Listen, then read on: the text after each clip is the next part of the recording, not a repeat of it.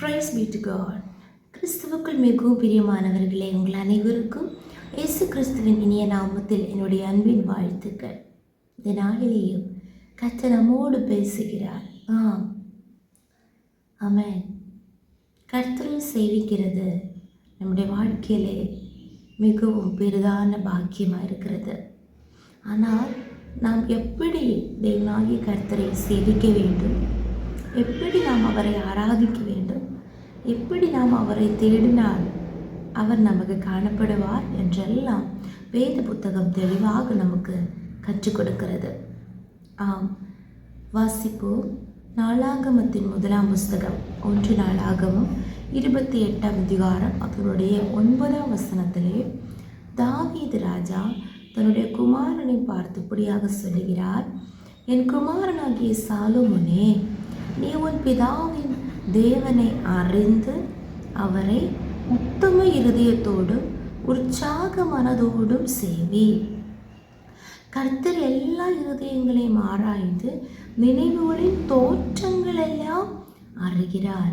நீ அவரை தேடினால் உனக்கு தென்படுவார்.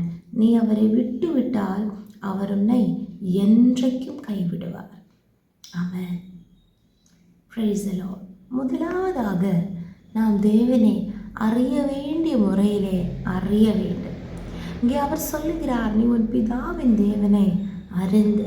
தலைமுறை தலைமுறையாக நம்மை நடத்தி வருகிற தேவன், நம்முடைய அடைக்கலமாக இருக்கிற தேவன். ஹல்லேலூயா. அவர் எப்படி நம்முடைய முன்னோர்களை நடத்தினார், நம்முடைய பிதாக்களை நடத்தினார், நமக்கு வேத புத்தகம் மூலமாகவும் நம்முடைய வாழ்க்கையின் வாயிலாக நமக்கு தெரியும். ஹல்லேலூயா. கர்த்தர் எவ்வளவோ நல்லவர், அதிசயமானவர், அற்புதமானவர் என்று. ஹல்லேலூயா. அந்த தேவனை மற்றவர்கள் அறிந்த அறிவினாலே அல்ல, நாம் பர்சனலி அந்த தேவனுடைய செயல்களை அறிந்து கொள்ள வேண்டும். அவர் யார் என்று நாம் அறிந்து கொள்ள வேண்டும். அடுத்ததாக நாம் அவரை சேவிக்க வேண்டும். எப்படி சேவிக்க வேண்டுமா? உத்தம இருதயத்தோடும் உற்சாக மனதோடும். ஹல்லேலூயா. கர்த்தர் நம்மிடத்திலிருந்து வாஞ்சிக்கிற 2 காரியங்கள். உத்தம இருதயம் வேணும். நாம் ஜெபித்தாலும் ஆராதித்தாலும் வேதவசன தியானித்தாலும் உத்தம இருதயத்தோடு, கிறிஸ்தவ வாழ்க்கை வாழ்ந்தாலும் உத்தம இருதயத்தோடு நாம் வாழும்போது, செயல்படும்போது கர்த்தர் நம்ம மேல் அதிகமாக பிரியமாக இருப்பார். உத்தம இருதயம் மட்டும் கிடையாது, உற்சாக மனதோடு அவரை சேவிக்க வேண்டும். ஒரு ஆள் கம்பல் பண்ணுறதுனாலே அல்ல, ஒரு ஆள் வற்புறுத்தி அல்ல, ஒரு ஆள் கட்டாயப்படுத்துகிறதுனாலே அல்ல, சுயமாகவே. ஸ்தோத்திரம்.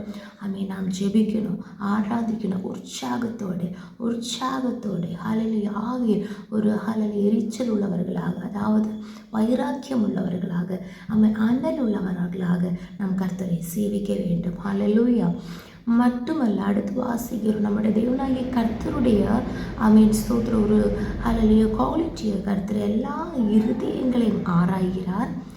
இருதயங்களை மட்டும் கிடையாது, நம்முடைய இருதயத்தில் இருக்கிற எல்லா எண்ணங்களையும் கர்த்தர் அறிகிறார். நம்முடைய சிந்தனை மண்டலங்களை வருகிற நினைவுகளின் தோற்றங்களை கூட அவர் அறிந்திருக்கிறார். ஆமென். அதாவது நாம் நினைக்கிறதற்கு முன்னாகவே அதனுடைய தோற்றத்தை கர்த்தர் அறிந்திருக்கிறார். அப்படி என்றால் நாம் உத்தம இருதயத்தோடு அவரை சேவிக்கிறோமா? உற்சாக இருதயத்தோடு உற்சாக மனத்தோடு அவரை சேவிக்கிறோம் என்று தேவன் எல்லாவற்றையும் அறிகிற கர்த்தர். ஹல்லேலூயா. மறுபடியும் சொல்லுகிறார், நீ அவரை தேடினால் அவர் உனக்கு தென்படுவார். இவ்வளவு அன்புள்ள தேவன் அவர்.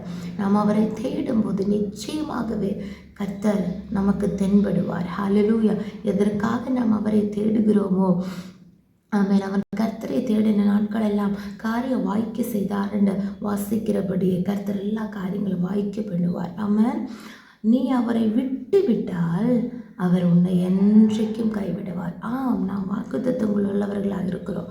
தேவனுடைய திட்டங்கள், யோசனைகள் நம்மை குறித்து மிகவும் பெரிதாக இருக்கிறது. ஆனால் அந்த தேவனுடைய செயல்களை நாம் மறுதலித்து அந்த தேவனை விட்டுவிட்டு நம்முடைய சுய புத்தியின் மேல் சாய்ந்து நாம் வாழ்ந்தால் கர்த்தர் நம்மை என்றைக்குமாக கைவிடுவார்.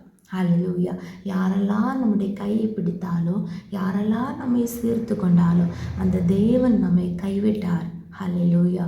நம்முடைய வாழ்க்கையிலே பெரிய ஒரு ஆமென் ஸ்தோத்திரம் அழிவுக்கு நேராக நாம் சென்று கொண்டிருக்கிறோம். ஆனால் யாரெல்லாம் கைவிட்டாலும், யாரெல்லாம் கரம் பிடிக்க இல்லை என்றாலும் ஹல்லேலூயா ஆமென், அந்த தேவனுடைய கரம் நம்மோடு கூட இருந்து அவர் நம்மை கைவிடாமல் நடத்தும் போது அதை விட பெரிய பாக்கியம் எதுவுமே இல்லை.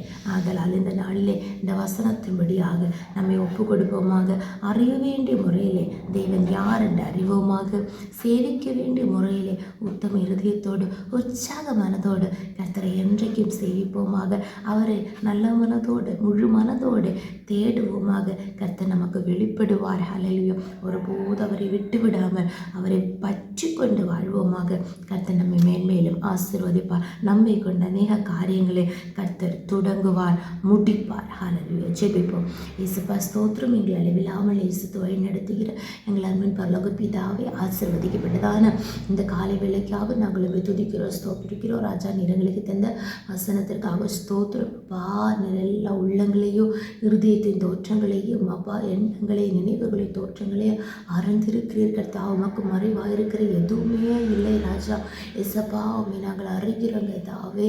உற்சாக மனதோடு உத்தம இருதயத்தோடுமே சேவித்து முழு மனதோடுமே தேடி அப்பா ஸ்தோத்திரம் மலை வருகிற ஆசீர்வாதங்களை பெற்றுக்கொண்டு இந்த பூமியிலே ஜெயத்தோடு கர்த்தர் ஜெயமாக வாழ எங்களுக்கு கிருபை தாங்க. வசனத்தை கேட்டுக்கொண்டிருக்கிற ஒவ்வொருவரையும் கர்த்தர் ஆசீர்வதிப்பீராக. சூழ்நிலைகள் மாறாக இருந்தாலும், யார் யாரெல்லாம் எதிராக மாறினாலும் கர்த்தரையே பற்றி கொண்டு கர்த்தருடைய கரத்தை பிடித்து முன்னேற கிருபை செய்யுங்கப்பா. எங்களை முற்றிலுமாக தாழ்த்துகிற ஒப்பு கொடுக்கிறோம். ஜெபத்தை கேட்டபடியா ஸ்தோத்திரம்.